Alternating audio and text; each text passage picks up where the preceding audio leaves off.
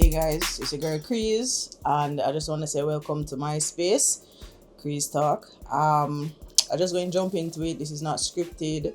I'm just doing this based on how I feel at the moment, and I know I promised you guys a little bit of information regarding mommy's passing.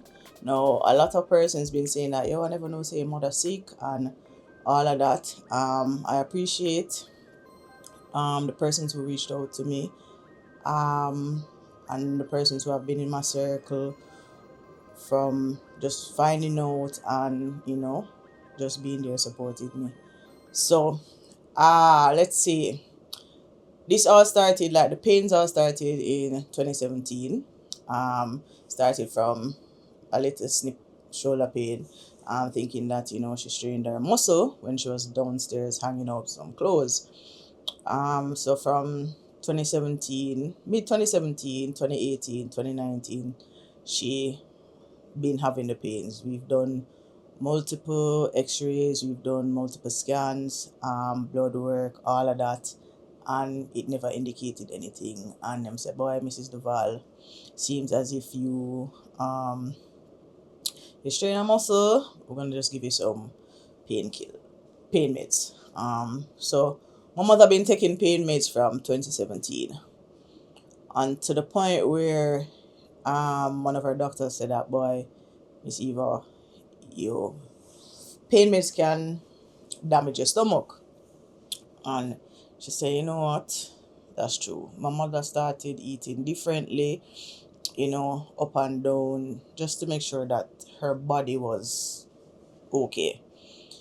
We dropped to 2020, when COVID took over. And let me say, from there, no, I'm not saying yes, I'm not saying no. All of what I'm saying in this video is based on my perspective, my opinions, and what I've experienced. So, mommy took the first vaccine because it was required if you needed to go out, She took the first vaccine and she got COVID, and she was out for 2 weeks. So, all right, cool. She got over the COVID and she was unable to taste anything. So we say, side effects of that. But the pain moved from shoulder to in the middle of her ribs section. Let me also point out the medical terms. I am not gonna have everything to the T, is what I remember and how best I can describe it for persons who can relate. Alright, so pain moved down to the roots. Cool. She started to eat less because she said that the more she felt full is the more the pain will arise. So we said, alright, cool. She took the second vaccination and she got COVID again, and the pains just never left. Put her on more pain meds, and then we say, this really make us sort it out. But I forgot see, get a different opinion from a different doctor. We did that. She did more blood work, find out that she's hypertensive, diabetes, so she was now on those medication. And my mother was just popping pills, popping meds for that period. Now, she continued to feel pains, but the pains were not like lasting. It would have come in like 3-4 days and it gone and it come back again. Anyways, we fast forward now to she went to the doctor the middle of 2023. She did a colonoscopy. Them say she fine. She do on next something where you put down the throat, check the upper stomach. She fine. So I say, no man, this is crazy, but the body is strange. So she was supposed to go to my sister in Amsterdam for Christmas of 23, and they said to her that she needs to go do a CT scan.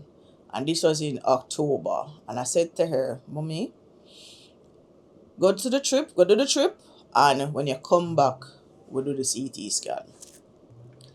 And she said, No, no. And I said, Mommy, just take my foolish advice, go, enjoy yourself, and we'll figure out everything else after.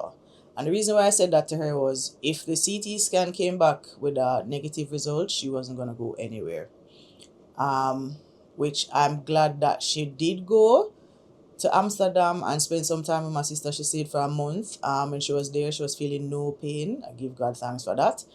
Because when she came back and we went to the doctor in January 2024, she did a CT scan, and the CT scan showed that she had a mass. Continued to do blood work and stuff, and they said that she needed to do surgery because they wanted to eliminate her pain. And based on who was telling us this information, we just say, let's arrange it, let's get it done. Now, all the testings went on in February, and March the 11th was when they said, you're gonna do this surgery.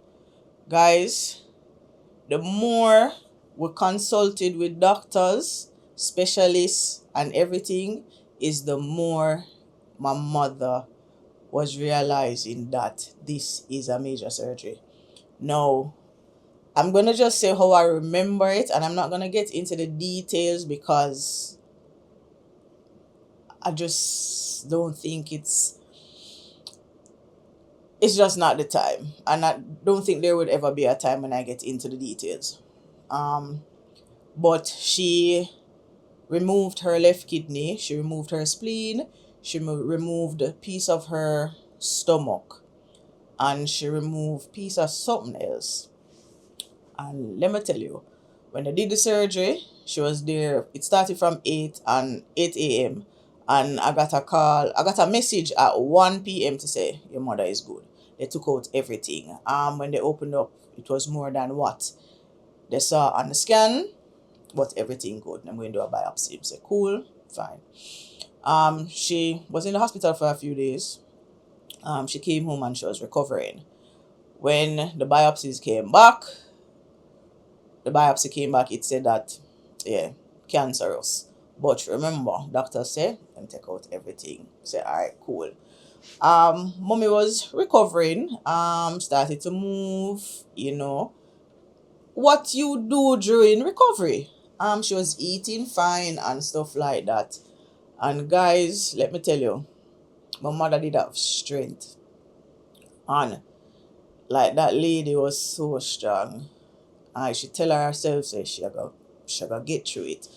And me being there, I tell her, yes, mommy, we can do it. Started to see physio, everything.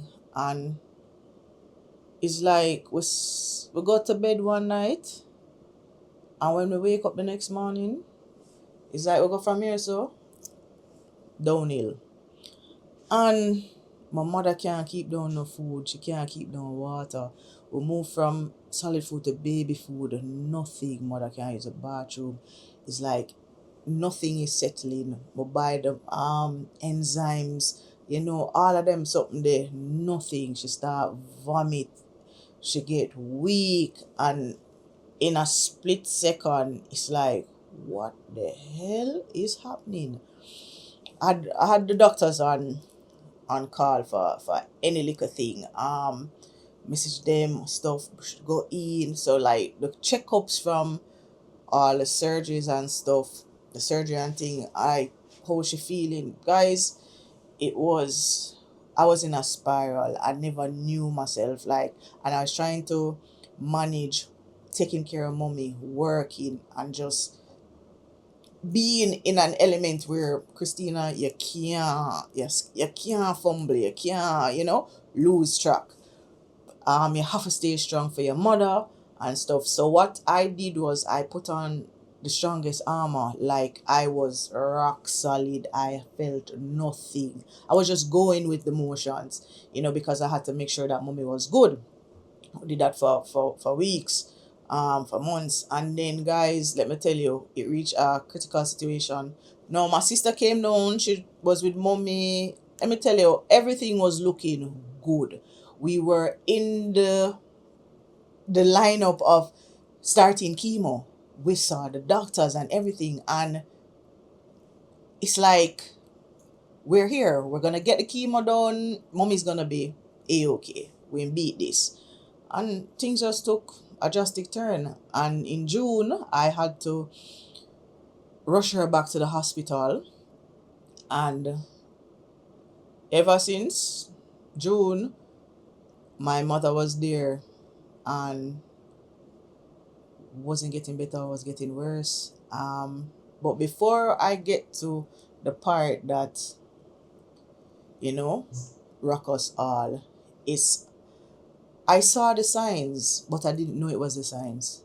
My mother started to lose weight. She lost weight in her face, her neck, her legs. The only part that was not losing was her stomach region. And I was just like, my mother, big bone and she old, so it's that kind of going hard to get rid of. But guys, when I tell you, say, mother weak, my mother couldn't even sit up. She in the hospital bed, she can't move. And no matter how we push it, and there was no strength. Like she's pushing and she's pushing, but no move nothing. And every day when I went to that hospital, guys, I never shed a tear. Because I never wanted my mother to see me weak. Because I never wanted her to break down. And as I tell you, rock solid. And everybody asked me, good, yeah, man, my good man. And I was really in denial, real denial. Because when I say, my mother get better, business. I pray. Listen, the amount of prayers I put down, I can't tell you, boy. And even telling the story right now, I'm still so solid in a sense where it's the strength of my mother. That's the only way I can put it, because I don't know, up to this day, I don't know how I am still functioning. Guys, I don't know. But yeah. So I saw her every day. I went to the hospital every day, gave her baths every day, spoke to her, everything. Now, even though she was in the hospital in June, for a few weeks, she was still responding. So she knew persons. Like, I remembered it sharp. When I tell you sharp, my mother remember every code, passcode, everything she could have tell me. And I'm like, yeah, cool. And the email address for this, yeah. And whose number who I must contact? My mother was just snippy like that.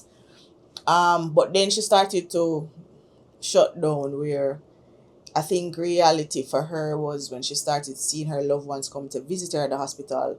Like, and she realized that she can't go home because how she was being fed was through a tube and all of that. And to control the pain, she was on patches and stuff. So I think she accepted her reality, and my mother just became silent. When I went to see her, now when I went back, this was in the whole time of the hurricane. And I remember the hurricane was supposed to come the Wednesday. So I go to the hospital the Monday afternoon, and when I went there, she just came back up from them doing a minor operation where they were moving the tube from the right to the left side.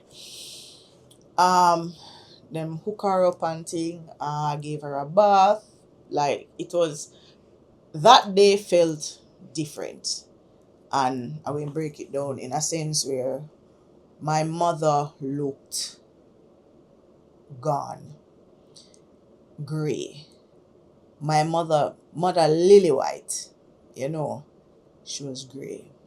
And that was the first time I cried.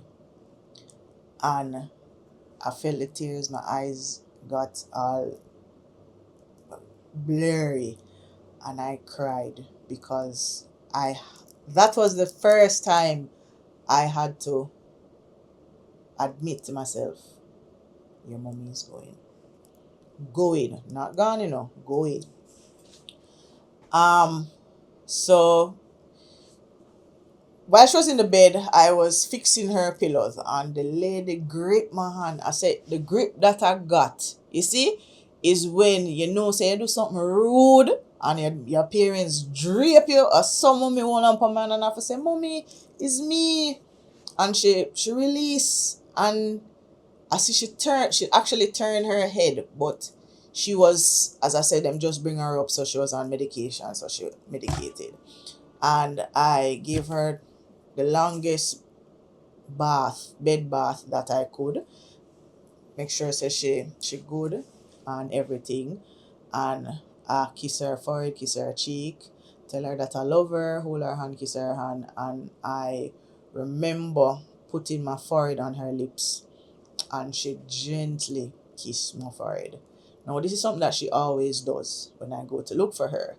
Um and guys, when I tell you, I left that day with a heavy heart. Like, it felt so heavy. Never wanted to leave. And I said to her, mommy, I come in tomorrow to come drop off some more stuff for you because hurricane coming. And as I said, goodbyes, and I left. And I remember saying to the nurse, see you tomorrow. And them say, yeah man, no problem, Miss Reed. Guys, go home. And I just reached out to everybody and tell them what I saw, even my sister. And I got her when I was at home around 9 ish or 9:30. I got a call to say that the doctor wants to see me, and the phone cut off. So it was a landline. So I just know, cause guys, no other landline calls me after hours them time there, and I just knew when I called back the number. They said that them transfer me to Ward 3, and then them say, yeah man, the doctor wants to see you, but you can come in tomorrow morning. Make sure you come in bright and early tomorrow morning. Now guys, no doctor is gonna call and tell me, oh, come check up on your mother in the night. So I knew something was not right. Anyways, made my calls to auntie and uncle and say I need somebody to follow me to the hospital tomorrow. Say no problem. When I went there, bright and early, guys, I was so nervous. Like, I couldn't eat breakfast, I couldn't drink tea. I wanted to vomit. Like, I was so nauseous. Um, them let me in, go upstairs. Normally, when I go to see my mother, there's a little bend. So I normally push out my head to see if I see her little legs on the bed. When I did that, I saw nothing. And I just hold my head up and I do a deep sigh. But go around the corner, and when we look on the bed, the only things that were on her bed were her stuff in a bag. And I froze. And I walked over there, and the lady that was sitting beside her say, them not, them not tell you. I said, tell me what? She did last night. And I went numb. I can't remember anything for the few seconds, minutes in that period. Um, but then I remember walking back over to my auntie. My auntie was crying. Um, and them say, nurse say, nobody no come to you yet. I said, no. And them say, just sit down here. Doctor soon come. Anyways, Dr. Campbell came to me. Big up Dr. Campbell and the whole crew. She came to me and she told me what happened the night before. Um, so my mother stopped breathing. No matter how they tried, she just never came back. And I think she really just said, it's her time. So we just got into critical mode because my sister was coming down that week to actually come spend some time with my mother. But seeing that she lives in Amsterdam, we said that, we just have to make these funeral arrangements fast. Mommy died July the 1st. Her funeral was July the 20th. And let me tell you, see, in that period, as I say, I don't know how I manage. But strength, family took me through it. So moving forward now, we say, all right, we need the body, with the body there. Guys, I never know, say, hospital never keep body.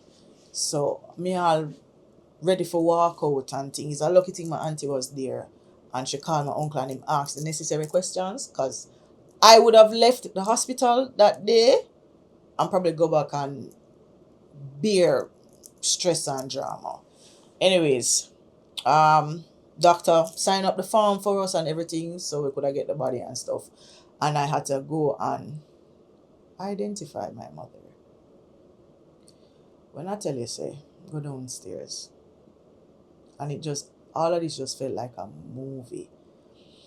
Go downstairs, did the necessary payments and checks out the stuff to get it to the funeral home.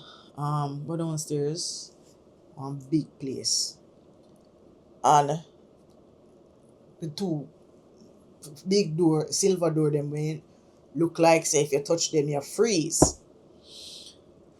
So they didn't allow us to go in because of the situation. But I remember a lady going in there, and then just the scream that I heard when she went to look at her body. And then another one went in there, and I'm like, Lord, please, just continue to give me the strength. Let me go through this. Let me be strong. My auntie beside me, and she was crying, because like it was so fast. So our people come to take the body and bring her out. And when I see my mother, like, she was at peace. She literally looked like she was smiling. But guys, my mother was just there. And I give the nod, and my auntie say, yeah man, put her in the back of the bus, lock it. And that was the last time I saw my mother. And everything from there just, mother said she wanted to be cremated. Like, this was something that she always said. I would always laugh and say, no, but my mother knew that her children hated going to the burial ground. Like, we would go to the church, but burial ground, no. Which is why I don't attend funerals. If I go to a funeral, it's somebody who is close to me and the family. But I'm not just gonna go to a funeral. I'm gonna enjoy them something there. And yeah, so we move from that. Funeral happened. Persons came down. Different family members from my father's side, mommy's side, and everything. We celebrated her life, and we celebrated it the way she wanted it to.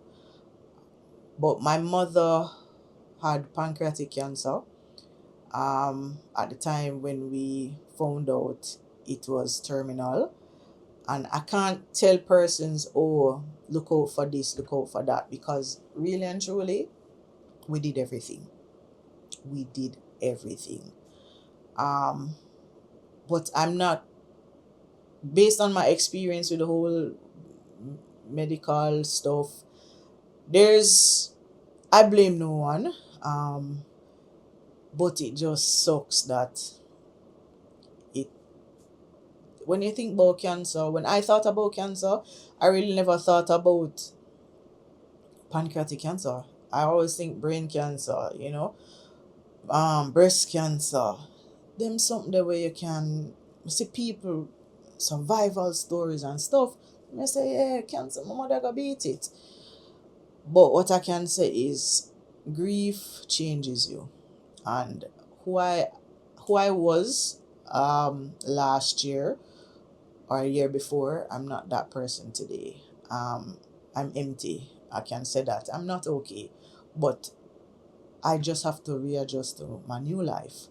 And the experience that I had as a caretaker, let me tell you, the person who has the sickness, it's heavy already.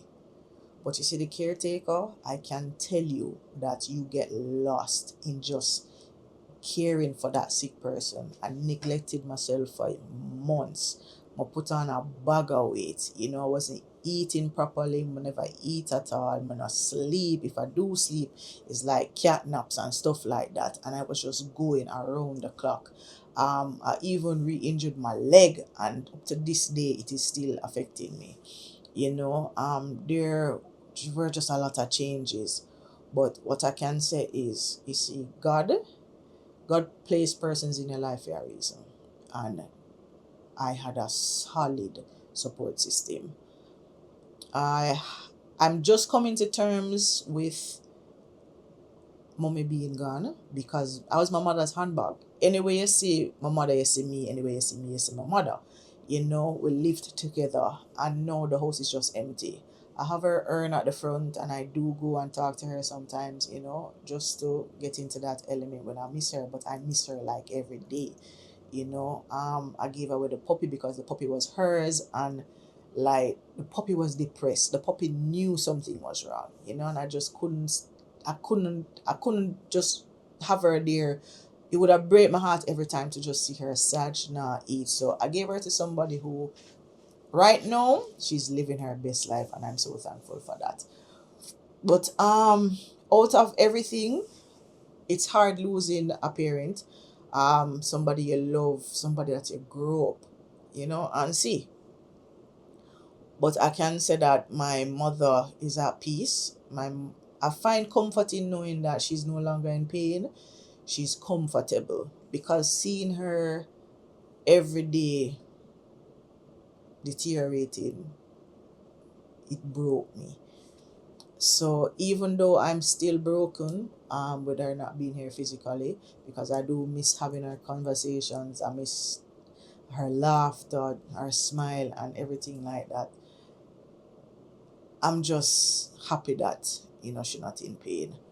But I'm also happy that I could have spent those moments with her, just tell her how much I love her, how much I care, how much of a great mother she was, and just let her know that she was the best, because what you don't want is a person thinking that boy, them not feel appreciated and things. I gave her all her roses and I will continue to give her roses even though she's not here. But my mother was a blessed woman. She was so selfless, and it showed with everything. And she has the foundation that she built for my sister, my brother, and myself, and for everybody who has encountered her. We were blessed to have her around. But that's really what it is, you know. And as I say, whatever I'm feeling, I'm going to share. Some might be scripted, some might be just like this. But I just want everybody to know that prayer, you might pray and it might not come out in your favor, but never give up because I have never shown God with this whole outcome. I continue to pray. I'm a spiritual person, as everybody know, and God is still working on me. But yeah, it's a process. And person say, "Oh, pain is a thing where time heals. This pain, time will never heal it. What time will do is allow me to slowly adjust to the new. I have a huge hole in my heart because, as I said, my mother was my world, but I'm maneuvering. There are times I do hear her, like Chrissy, and I hear her laugh, and I feel okay. But yeah, guys, it's hard, but I'm pressing on. But I have no hard feelings to persons who don't even reach out, or persons who I thought should have been there, and them not there. It's just one of them things there. Everybody going through them struggles. Everybody have them life living. But for those who are here, loving a bad. For those who are far and here, loving a bad. But yeah, welcome to my space. Peace out.